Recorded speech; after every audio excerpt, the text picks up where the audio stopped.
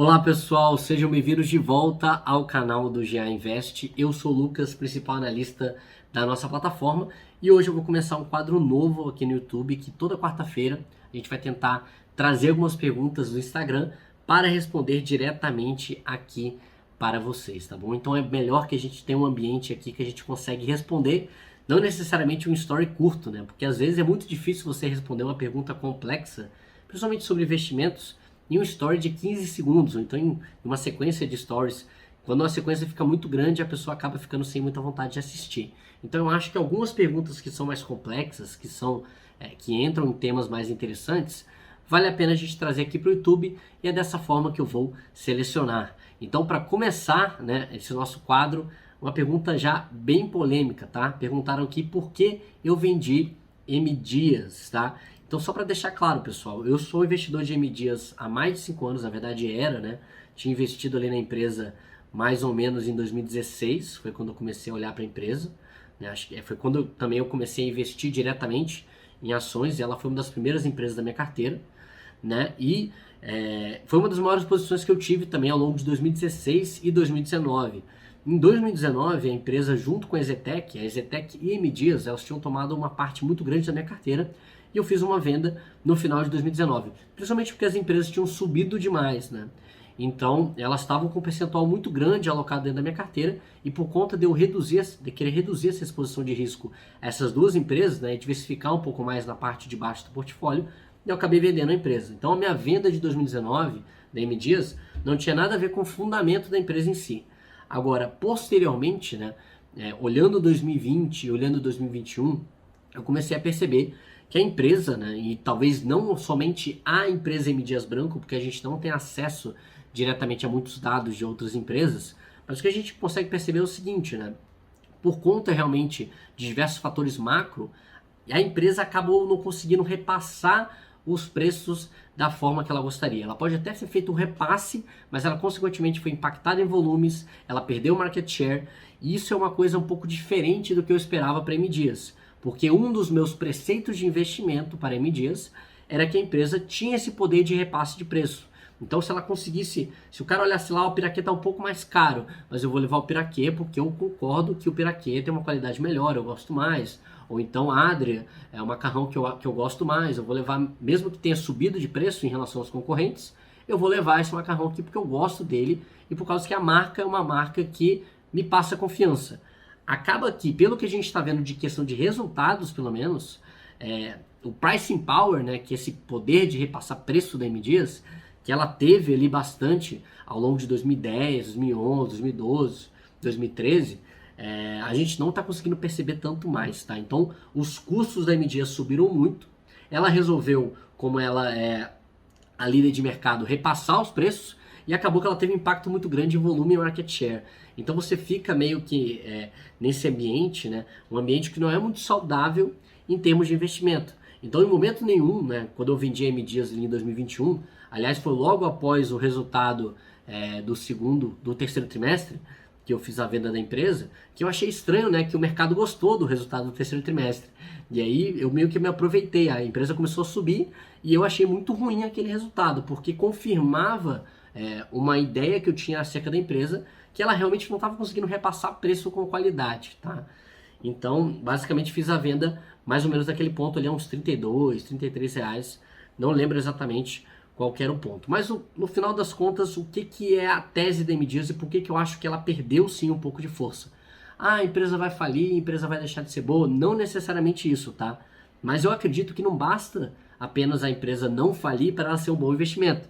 Se a empresa está perdendo mercado, se a empresa está perdendo volume, se a empresa não está conseguindo fazer com que as novas marcas que ela adquiriu, como a própria Piraquê, integrem o portfólio dela da forma que foi pensado, na forma que eu estimei, que eu esperava da empresa, consequentemente, ela deixa de ser um investimento interessante, na minha opinião, tá? E aí, diversos fatores podem estar causando essa questão da M Dias. Pode ser uma questão setorial, mesmo o setor está muito ruim, a concorrência está muito forte, né? Os players estão capitalizados, então você não tem mais aquela concorrência da M Dias com o player local que não tem que não é profissional, você realmente está lidando com outras empresas que têm várias marcas, né? Empresas grandes, né?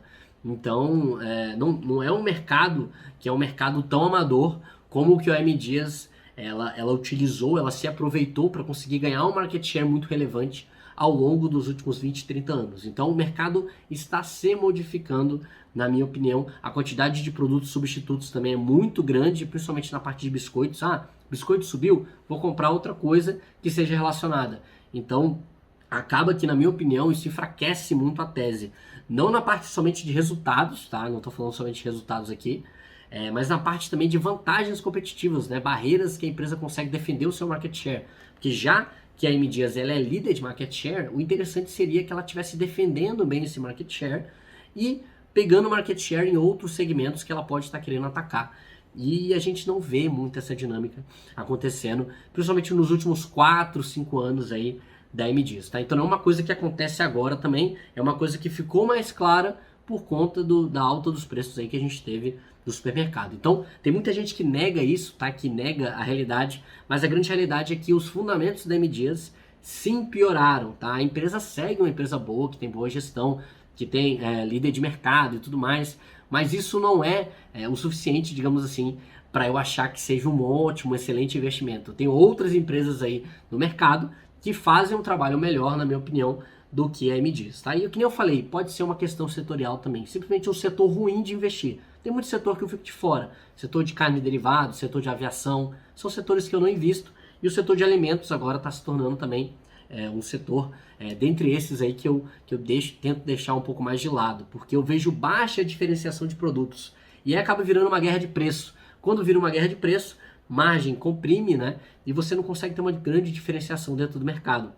E tem algumas situações aí também em relação aos atacarejos, que tem prejudicado um pouco a AM Dias, né? Tem diminuído as margens da empresa. Então, assim, basicamente não é a mesma empresa que eu comprei em 2016, não é a mesma tese de investimento que eu acreditava lá atrás, e por isso eu fiz a venda das ações da AM Dias Branco, tá certo?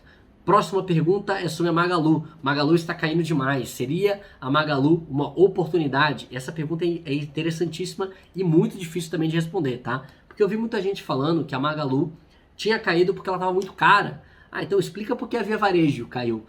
Praticamente o mesmo tanto que a Magalu. Se você for olhar as duas, elas devem ter caído aí 70% e 75%.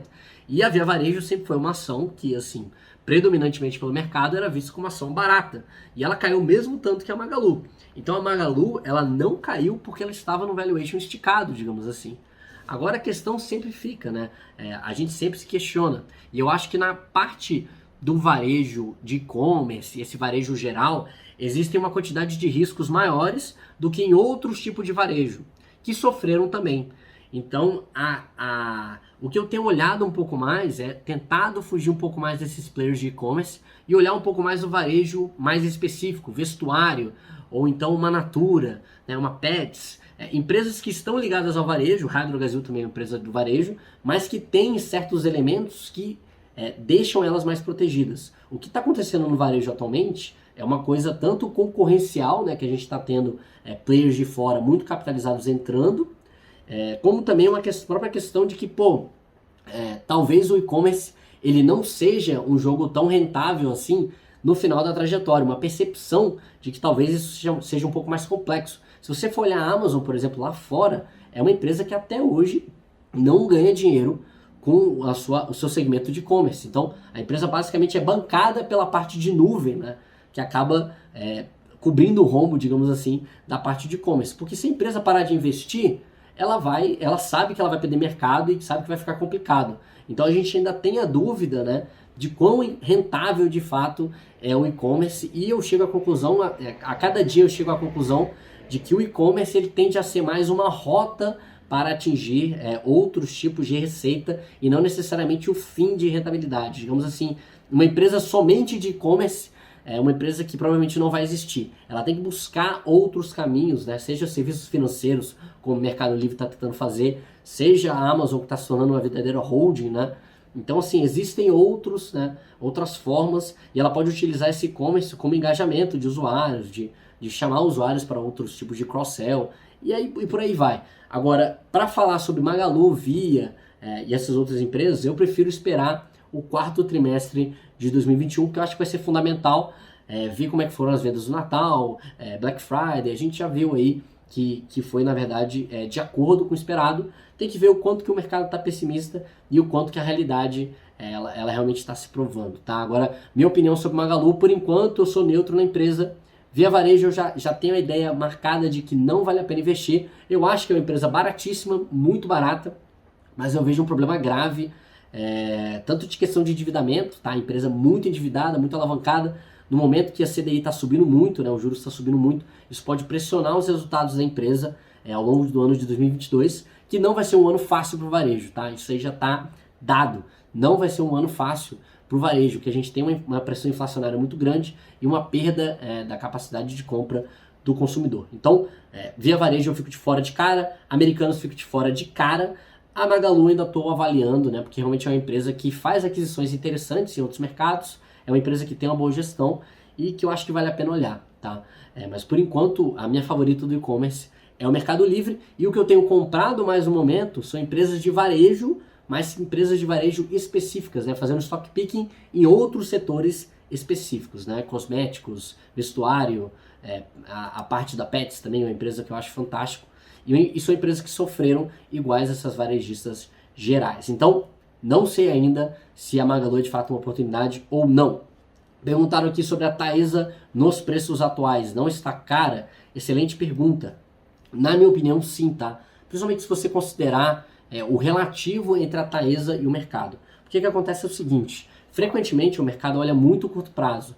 Tá? Então, a Taesa ela teve um incremento aí de rentabilidade, um incremento de lucro, um incremento de pagamento, né, de dividendos também, por conta da alta do GPM. A gente viu uma alta do GPM gigantesca no ano passado. É uma coisa que para este ano não é esperado, tá? Então a Taesa ela meio que teve uma reprecificação no momento que o mercado estava pessimista. Então ela acabou se valorizando no momento que o mercado caiu. Então ela mais do que outperformou, né, o mercado em geral. E além disso ela pagou excelentes dividendos.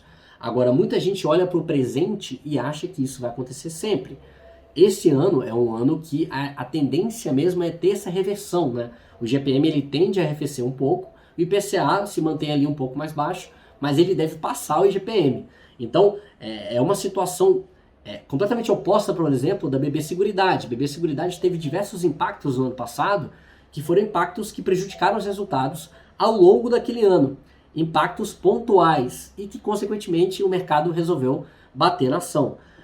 O que a gente vê em Taesa, o que eu vejo pelo menos em Taesa, é exatamente o oposto. O mercado está premiando a ação no curto prazo por conta realmente desse GPM muito favorável da empresa. Alguns contratos da Taesa eles são reajustados pelo GPM, então foi totalmente repassado para os contratos e isso gera um lucro extraordinário para a empresa. Tá? Então não tenha dúvida disso. Agora, eu acho que a empresa está sim consideravelmente precificada. Aliás, todas as empresas de transmissão, exceto talvez a Alupar ali, elas têm uma precificação um pouco maior do que, na minha opinião, é interessante para esse momento. Então, para empresas de dividendos, por exemplo, as transmissoras não estão fazendo parte dos meus aportes, pelo menos no momento. Até porque a Taesa ela é a segunda ou terceira maior posição da minha carteira. Tá? Então, basicamente é isso, pessoal. Espero que vocês tenham gostado desse quadro. Se você gostou, deixe seu like aqui embaixo, se inscreva também no nosso canal, me segue lá no Instagram para você mandar pergunta para mim, para que eu possa responder aqui diretamente no YouTube para vocês. E é isso, né? Qualquer comentário, se você discordar sobre as minhas opiniões, são 3 temas polêmicos, né, que eu resolvi escolher aqui para começar com o pé direito esse tipo de vídeo. Se você discordar, coloque aí nos comentários, ou se você gostou, comenta aí também o que você achou do nosso novo quadro, para que a gente continue aí fazendo esses quadros semanalmente para vocês, tá bom? Um abraço a todos aí, bons investimentos, pessoal. Valeu demais!